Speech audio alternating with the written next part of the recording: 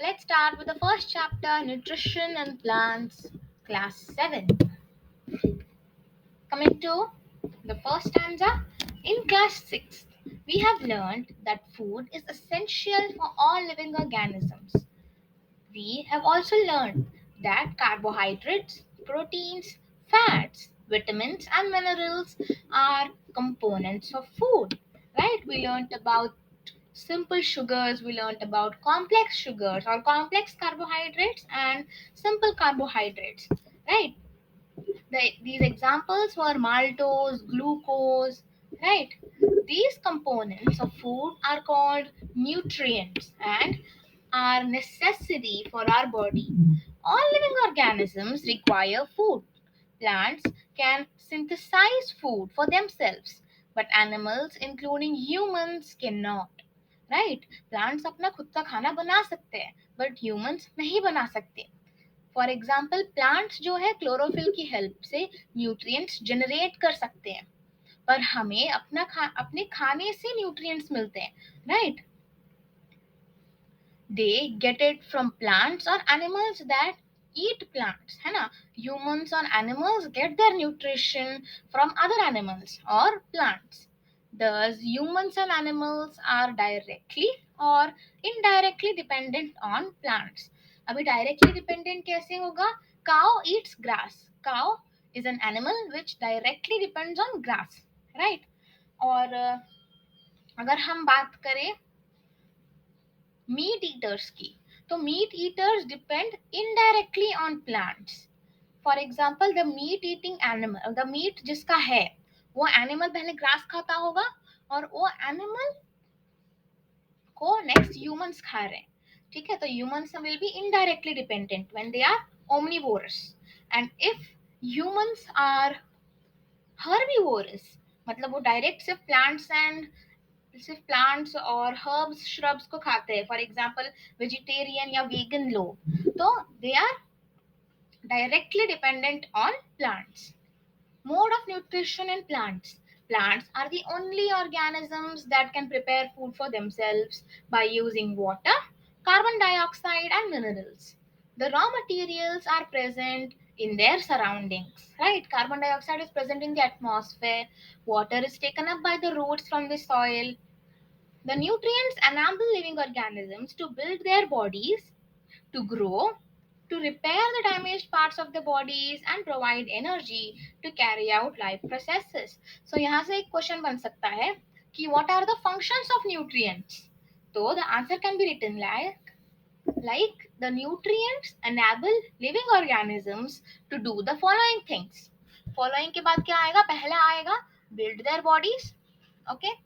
मैं एक सेकेंड, हाँ, लेजर ले लेते हैं. Okay, so first of all, build their bodies, first point. Second point, to grow their bodies. Third, to repair the damaged parts of their bodies. Fourth point, provide the energy to carry out life processes.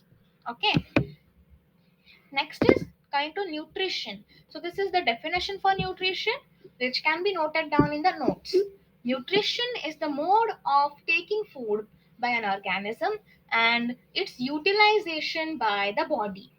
ठीक है? Nutrition is the mode of taking food. It is the mode, मतलब type कैसे लेते हैं. How a living organisms obtains its food. ठीक है? और कैसे उसका बॉडी उस फूड को यूटिलाइज करती है. ठीक है? The mode of nutrition in which organism makes food themselves. Organisms make food themselves from simple substances is called autotrophic nutrition. ठीक है? ऐसा न्यूट्रिशन जिसमें लिविंग ऑर्गेनिजम्स खुद का खाना खुद बनाए, फॉर एग्जाम्पल प्लांट्स. ऐसे टाइप के न्यूट्रिशन को ऑटोट्रॉफिक न्यूट्रिशन कहा जाता है. ऑटो यानी सेल्फ, खुद से, है ना? बोलते हैं ऑटोमेटिक, बोलते हैं मतलब खुद से काम करने वाला. देयरफॉर ऑटोट्रॉफिक मतलब खुद का न्यूट्रिशन या खुद का नरिशमेंट करने वाला. Trophic nourishment. ठीक है? Therefore plants are called autotrophs. ठीक है? We can also say that living organisms which can make their own food are known as autotrophs. and most other organisms take in food prepared by plants. They are called heterotrophs. hetero मतलब others, दूसरों की help से, ट्रॉफ यानी nourishment करना. Now, we may ask whether the food factories of plants are located. ठीक है, where the food factories of plants are located, or whether the food is made, all the food is made in a particular plant part or in the all parts. ठीक है, कुछ certain parts में खाना बनता है या हर जगह बनता है. और हम लोग ये भी क्वेश्चन पूछ सकते हैं कि प्लांट्स कैसे अपना खाना बनाते हैं, कैसे रॉ मटेरियल्स ऑब्टेन करते हैं सराउंडिंग से, और इन रॉ मटेरियल्स को या बने हुए खाने को फूड फैक्ट्री से दूसरी जगहों पर कैसे ट्रांसपोर्ट करते हैं. So let's see. तो चैप्टर का फर्स्ट पार्ट होता है mode of nutrition in plants, जो हमने ऑटोट्रॉफ्स और हेटेरोट्रॉफ्स में डिस्कस किया. Now coming to the second part of the chapter, which is photosynthesis, food making process in plants. Leaves are the food factories of plants, right. खाना leaves में बनता है, इसलिए उन्हें फूड फैक्ट्री कहा गया है. ये एमसीक्यू में आ सकता है. Dash are the food factories of plants, है ना, MCQ fill in the blanks. Therefore, all the raw materials must reach the leaf, है ना. अभी पानी हो, कार्बन डाइऑक्साइड हो, ये सबको कहाँ पहुंचना है, लीफ पे पहुंचना है. Water and minerals present in the soil are absorbed by the roots and transported to the leaves. Water and minerals क्या होते हैं, roots से absorb हुए जाते हैं और उन्हें leaf तक पहुंचाया जाता है. Carbon dioxide from the air is taken through the tiny pores present on the surface of the leaves. These pores are surrounded by guard cells. Such pores are called stomata. ठीक है, leaf के ना under side पे छोटे छोटे pores होते हैं, microscopic level पे पोर्स होते हैं. वहां पर ही गैसियस एक्सचेंज होता है. गैसियस एक्सचेंज का मतलब कार्बन डाइऑक्साइड इनहेल किया जाता है, अंदर लिया जाता है, और ऑक्सीजन एक्सहेल किया जाता है, बाहर छोड़ा जाता है. Okay. Water and minerals are transported to the leaves by the vessels which run like pipes throughout the root, the stem, the branches and the leaves. अभी हमारे घर में कैसे पाइपिंग होती है, राइट. पानी के लिए पाइपिंग होती है, इलेक्ट्रिसिटी के लिए वायरिंग होती है, क्योंकि each and every part, each and every room में इलेक्ट्रिसिटी और पानी का सप्लाई रहे. सिमिलरली प्लांट में ईच एंड एवरी पार्ट में पानी और मिनरल्स पहुंचते रहे, इसलिए एक पाइपिंग सिस्टम वहां पर भी है, पर उसे हम पाइपिंग सिस्टम नहीं, वेसल सिस्टम बोलेंगे. Okay, it is over here, vessel system. Okay. They form a continuous path or a passage for the nutrients to reach the leaf. They are called vessels. You will learn more about the transport of materials in the coming chapters. ठीक है. The leaf have a green pigment called chlorophyll. Okay, so we know this. उस chlorophyll की मदद से ही photosynthesis occur होता है. It helps the leaves to capture the energy of sunlight. This energy is used to synthesize or prepare or make food from carbohydrates. Sorry, carbon dioxide. ठीक है. तो chlorophyll किसमें मदद करता है, कार्बन डाइऑक्साइड और पानी से खाना बनाने में क्लोरोफिल मदद करता है. ठीक है. कैसा मदद करता है, वो सनलाइट को कैप्चर करता है. Since the synthesis of food occurs in the presence of sunlight, it is called photosynthesis. Now, why the process of making food in plants is known as photosynthesis? ये क्वेश्चन आ सकता है. तो इसके लिए answer क्या होगा, since the synthesis of food occurs in the presence of sunlight, it is known as photosynthesis. ठीक है. यहाँ पर फोटो का मतलब है लाइट. ठीक है, लाइट के प्रेजेंस में सिंथेसिस, कंबाइन करना या खाना बनाना. ठीक है. So we find the chlorophyll, sunlight, carbon dioxide and water are the necessary components to carry out the process of photosynthesis. So what are the necessary components to carry out the process of photosynthesis? चार है, sunlight, chlorophyll, carbon dioxide and water. It is a unique process on the earth.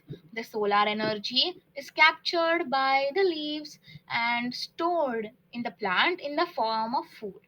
Thus, sun is the ultimate source of energy for all living organisms. Can you imagine life on earth with the absence of photosynthesis? Yes, imagine तो किया जा सकता है, but वो होना नहीं चाहिए, right?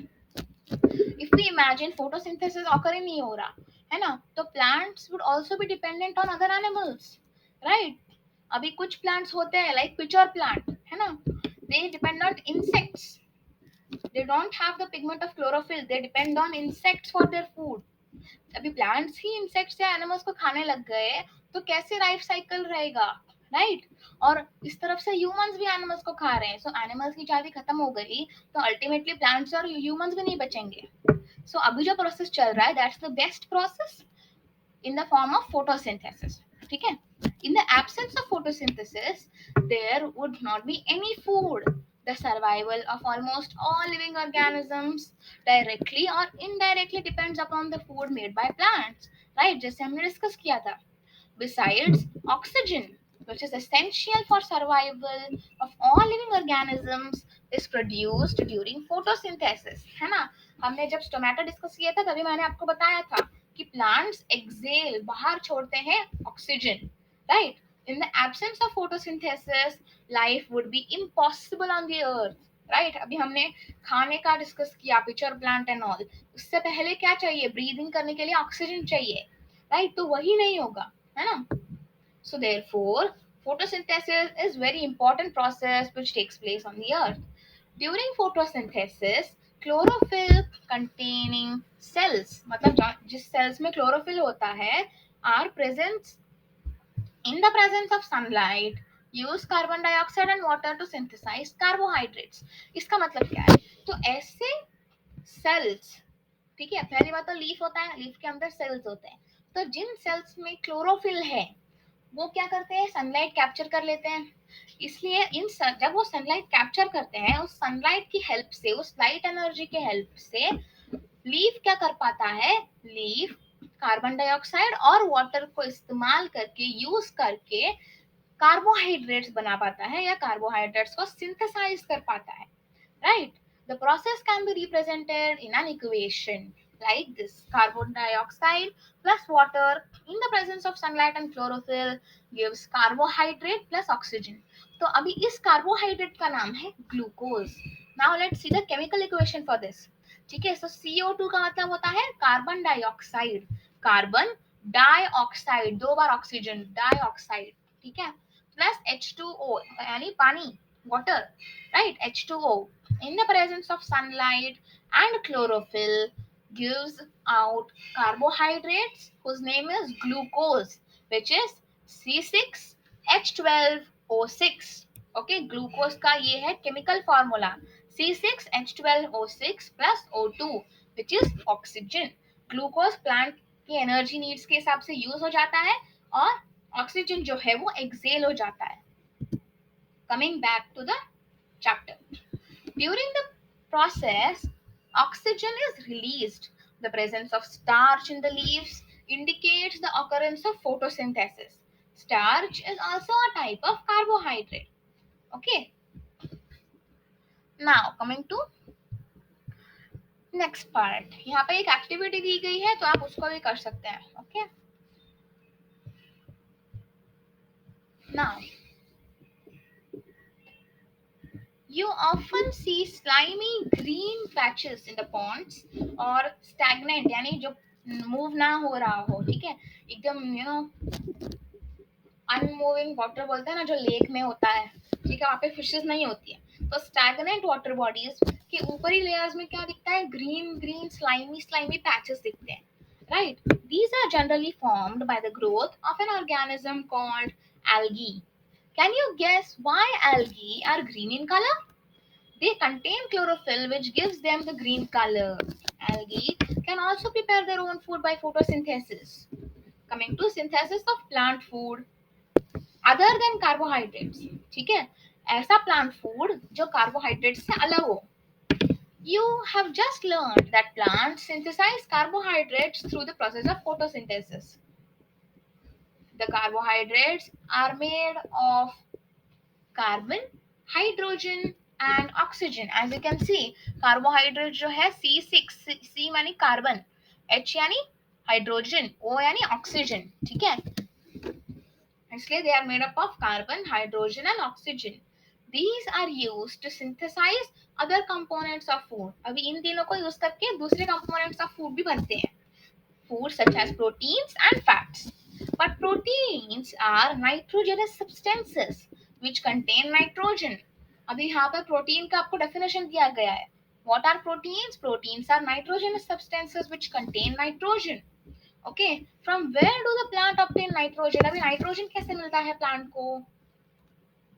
Recall that nitrogen is present in the abundance in gaseous form in the air. जब हम air का structure पढ़ते हैं या air composition पढ़ते हैं, right? तो we know that there is 20 or we know that there is maximum amount of air में क्या होता है, नाइट्रोजन होता है, राइट? नाइट्रोजन सबसे ज्यादा होता है, उसके बाद होता है ऑक्सीजन, फिर आते हैं other gases such as carbon dioxide, right?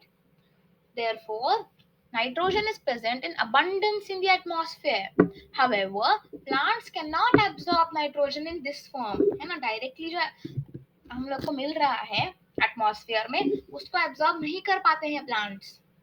Soil has certain bacteria that convert gaseous nitrogen into a usable form and release it into the soil. These are then absorbed by the plants along with water. अभी क्या होता है, nitrogen atmosphere से क्या क्या हो जाता है, एटमॉस्फेयर से सॉइल में चला जाता है. फिर सॉइल में जाने के बाद प्लांट के रूट्स में जो बैक्टीरिया होते हैं वो नाइट्रोजन गैसियस फॉर्म में जो नाइट्रोजन है उसको ब्रेक डाउन कर देते हैं ऐसे फॉर्म में जो प्लांट्स एब्जॉर्ब कर सकते हैं या यूज कर सकते हैं, और वो क्या होता है, पानी में डिसॉल्व हो जाता है. इसलिए प्लांट रूट्स उस पानी को और नाइट्रोजन को साथ में ले सकते हैं या एब्जॉर्ब कर सकते हैं. ठीक है. Also, you might have seen farmers adding fertilizers rich in nitrogen to the soil. ठीक है. सो कॉमन फर्टिलाइजर्स होते हैं, इससे बने होते हैं वो एनपीके से. Okay, NPK stands for nitrogen, potassium and phosphorus. ठीक है. एन यानी नाइट्रोजन, पी यानी फॉस्फोरस, के यानी पोटेशियम. तो इन तीनों से बने होते हैं मैक्सिमम ऑफ फर्टिलाइजर्स. ठीक है. सो इसलिए नाइट्रोजन आ गया. Okay. In this way, the plants fulfill the requirements of nitrogen along with the other constituents. Plants can then synthesize proteins and vitamins. अभी उनके पास आ गया नाइट्रोजन, नाइट्रोजन से फिर वो बनाएंगे, सिर्फ नाइट्रोजन से ही नहीं, नाइट्रोजन प्लस ऊपर जो हमने तीन पढ़े थे, कार्बन, हाइड्रोजन और ऑक्सीजन, इन सबको सिंथेसाइज करके वो फिर बना सकते हैं proteins and vitamin. Other modes of nutrition in plants. अभी प्लांट्स में ही other modes. There are some plants which do not have chlorophyll. They cannot synthesize their own food. How do they survive and from where do they derive their nutrition? अभी वो survive कैसे होते हैं अगर उनमें chlorophyll नहीं है, और अपना खाना कैसे derive करते हैं? Let's see. Okay. Like humans and animals, such plants depend on the food produced by other plants. They use the heterotrophic mode of nutrition. Hetero यानी other, ट्रॉफिक मतलब नरिशमेंट, दूसरों के द्वारा की गई नरिशमेंट, ऐसा मोड यानी heterotrophic mode of nutrition. Okay. Now coming to, यहाँ पर आपको दिया गया है, look at the figure 1.5. Okay, we have 1.5 in the next one. Yeah, see this one. This is a cuscuta plant. Cuscuta on host plant. ठीक है. अभी ये आपके पास एक ट्री है, पर यहाँ पर जो है आप देख सकते हो, एक स्पाइडर वेब की तरह येलो येलो येलो पूरा पूरा हर एक लीफ के साथ कनेक्ट हो गया है ना, एक yellow fungus type yellow yellow दिख रहा है. तो let's see what is that yellow. Okay. तो क्या है कि this is plant called Cuscuta और marble. It does not have chlorophyll. It takes ready-made food from the plant on which it is climbing. अभी वहाँ पर हम देख सकते थे एक नॉर्मल ट्री के ऊपर वो क्लाइंब कर रहा था. The plant on which it climbs is called the host. Since it deprives the host of the valuable nutrients, Cuscuta is called a parasite. अभी उसको पैरासाइट क्यों बोलते हैं, क्योंकि ये जो होस्ट प्लांट है, ये पहले वाला जो ट्री है उसके न्यूट्रिएंट्स वो क्या कर रहा है, कस्क्यूटा प्लांट वो चूस रहा है ना, इसलिए वो एक्चुअल प्लांट को तो न्यूट्रिएंट्स मिल ही नहीं रहे, इसलिए ऐसे प्लांट को पैरासाइट बोला जाता है. Are we and other animals also a kind of parasite? Are humans also parasite? Let's see. You should think about it and discuss. Okay. So actually humans are not parasites. ठीक है? क्योंकि parasite कब होता है? Parasite is when एक organism है, उसके ऊपर और एक ऑर्गेनिज्म उसका न्यूट्रिएंट चूस रहा है, पर पहले वाला ऑर्गेनिज्म मर नहीं रहा। आप देख सकते हो पहले वाला ट्री भी जिंदा है, उसके ऊपर ये अस्क्यूटा भी जिंदा है, राइट? वाइल हम लोग एनिमल्स और ह्यूमंस ऐसा नहीं करते। There are certain kinds of parasites which do this. Okay, have you seen or heard of plants that can eat animals? There are a few plants which can trap insects and digest them, as we discussed. है ना? Is it not amazing? Such plants may be green or of some other color. Look at the plant in the figure 1.6. 1.6 figure. Okay, this one, the pitcher plant we discussed. है ना? The pitcher like or the jug like structure is the modified part of the leaf. The apex of the leaf forms a lid. Apex मतलब जो सबसे ऊपर वाला part है वो एक लिड की तरह एक्ट करता है। ठीक है, अभी बॉटल है, बॉटल की क्या होती है? लिड होती है ऊपर, है ना? तो that's the lid over here, ये है लिड। ठीक है, द पिक्चर प्लांट, उसमें क्या हो रहा है? The apex of the leaf forms a lid which can open and close the mouth of the pitcher. Inside the pitcher, there are hairs which are directed downwards. ठीक है, अंदर क्या है? बाल है छोटे छोटे, which are directed downwards. ठीक है, when an insect lands in the pitcher, the lid closes and the trapped insect gets entangled, यानी वो फंस जाता है वो बाल में। ठीक है, बाल का क्या होता है? नॉट्स हो जाते हैं और उस बाल में वो फंस जाता है। ठीक है, the lid closes and the insect is trapped. अभी लिड भी नहीं ओपन हो रहा, वो निकल भी नहीं पा रहा है, फंस गया है बालों में, इसलिए वो क्या हो जाता है? ट्रैप हो जाता है।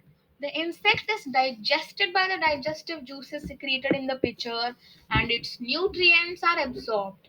Such insect eating plants are called insectivorous plants. Is it possible that such plants do not get all the required nutrients from the soil in which they grow? है ना? अभी क्या हो रहा है कि अभी ये पिक्चर प्लांट जो है इंसेक्ट्स को भी खा रहे हैं, तो it is possible that most of the nutrients such as proteins और मिनरल्स जो हमने डिस्कस किया, जो प्लांट नाइट्रोजन की हेल्प से बनाते हैं, तो ये सब तो ऑलरेडी प्रेजेंट होंगे उसके बॉडी में, राइट? इसलिए क्या हो जाता है? रूट्स का भी काम कम हो जाता है, राइट? क्योंकि ऑलरेडी उनको नाइट्रोजन और प्रोटीन्स एंड ऑल जो है वो इंसेक्ट के बॉडी में मिल रहा है। You might have seen packets of mushrooms sold in the vegetable market. We are into saprophytes. Okay, this one 1.4. हमने अभी मशरूम्स देखे होंगे वेजिटेबल मार्केट में, है ना? You may have also seen fluffy umbrella like patches growing in moist soil, है ना? Mushroom की बात हो रही है। In soils all on rotting wood during the rainy season. ठीक है, see like this. ओके, ये है एक पैकेट और ये है हम डीकेड मटेरियल पे यहाँ पे मशरूम ग्रो हो रहा है। ठीक है, let us find out what type of nutrients they need to survive and from where do they get them. ठीक है, these organisms are called fungi. ठीक है, यहाँ पर भी आप देख सकते हो ब्रेड पे भी छोटे छोटे छोटे फंगाई आ गए हैं। ठीक है, you can do this experiment, you know, एक ब्रेड है, उसको आप अपनी खिड़की के पास रख दीजिए और उस पर थोड़ा पानी छिड़क दो। ठीक है, फिर क्या हो जाएगा?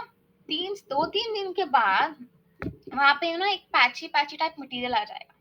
ठीक है, फिर उसको मैग्नीफाइंग ग्लास या माइक्रोस्कोप से आप देख सकते हैं, तो यहाँ पर आपको ऐसे छोटे छोटे छोटे छोटे दिखेंगे। ठीक है, these organisms are called fungi. They have a different mode of nutrition. They absorb the nutrients from the bread. This mode of nutrition in which organisms take in the nutrients from dead and decaying matter is called saprophytic nutrition.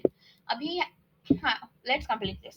Such organisms with saprophytic mode of nutrition are called saprotrophs. Okay, saprotrophic nutrition, saprotrophs. अभी यहाँ पे saprotrophic nutrition और parasitic nutrition में क्या difference है? Parasite में host जिंदा रहता है और उसी से न्यूट्रिएंट्स मिलते हैं।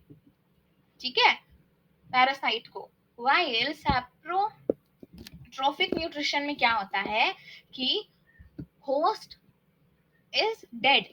ठीक है, जिससे उसको न्यूट्रिएंट मिल रहा है, दैट इज डेड, वहां से ही वो न्यूट्रिएंट निकाल रहा है, ठीक है, इसलिए वो ज्यादा दिन तक नहीं रह पाते, है ना, fungi and all. Fungi also grow on pickles, leather leather clothes and other articles that are left in hot and humid weather for long time. During the rainy season they spoil many things, ठीक है। The fungal spores are generally present in the air, ठीक है, जो fungi होता है ना, उसके ना छोटे छोटे छोटे छोटे स्पोर्स होते हैं, ठीक है, तो वो ना एयर में ही प्रेजेंट होते हैं। कैसे? क्योंकि उसका जो पेरेंट होता है वो बर्स्ट हो गया होता है, ठीक है, जब उसमें पूरा एग्स होते हैं ना, वो बर्स्ट हो गया होता है और वो एयर में ही घूम रहे होते हैं। फिर when they land on wet and warm things they germinate and grow, ठीक है। अभी लाइक ब्रेड हमने रखा है और एटमॉस्फेयर में क्या हो रहा है, फंगल स्पोर्स घूम रहे हैं, तो उनको क्या मिल गया, एक warm as well as wet moist type surrounding मिल गया, या उनको एक ऐसा लैंड मिल गया, तो उस पे क्या हो जाएगा, वो स्टिक हो जाएंगे और वहां पर ही वो जर्मिनेट होना शुरू हो जाएंगे, यानी ग्रो होंगे, ठीक है। Now you can figure out how we can protect things from getting spoiled.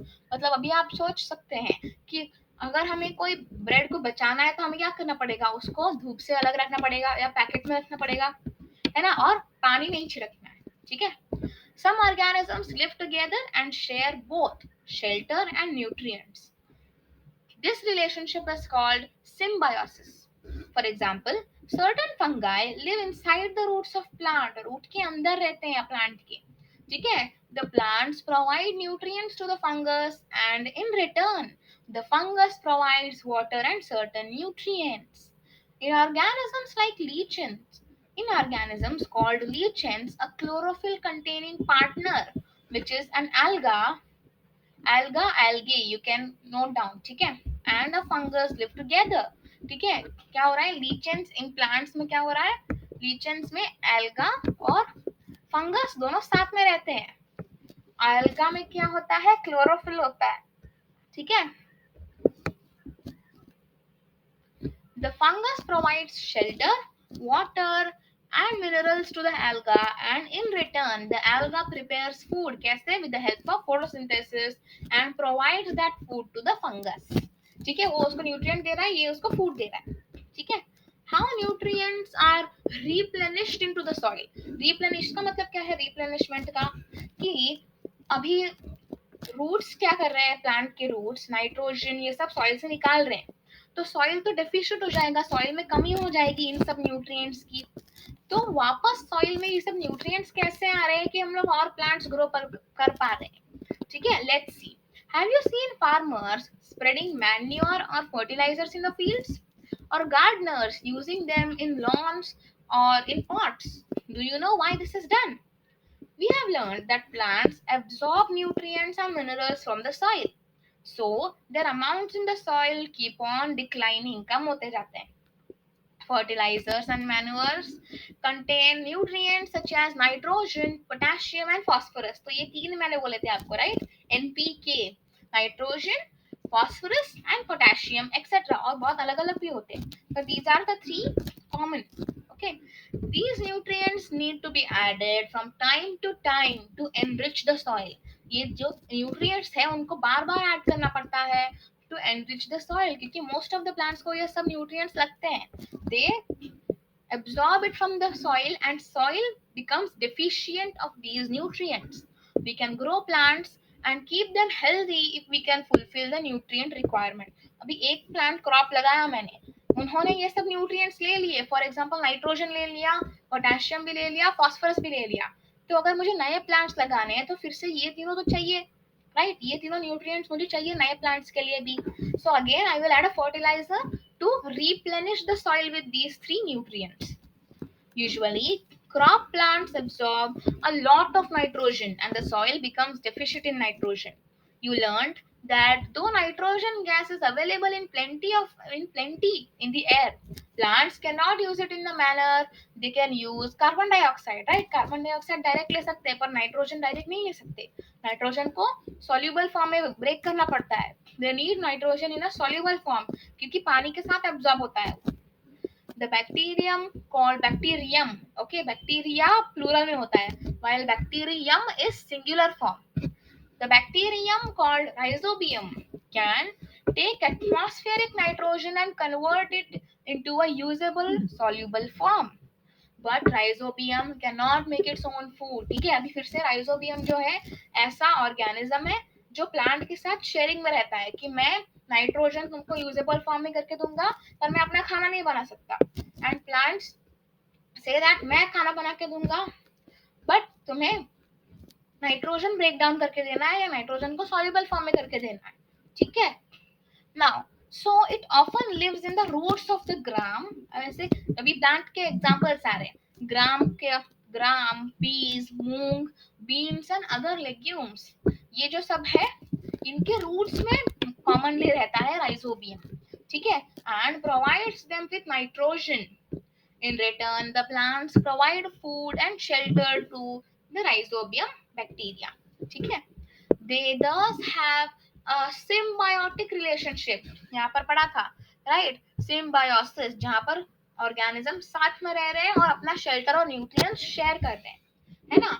Thus, they have a symbiotic relationship.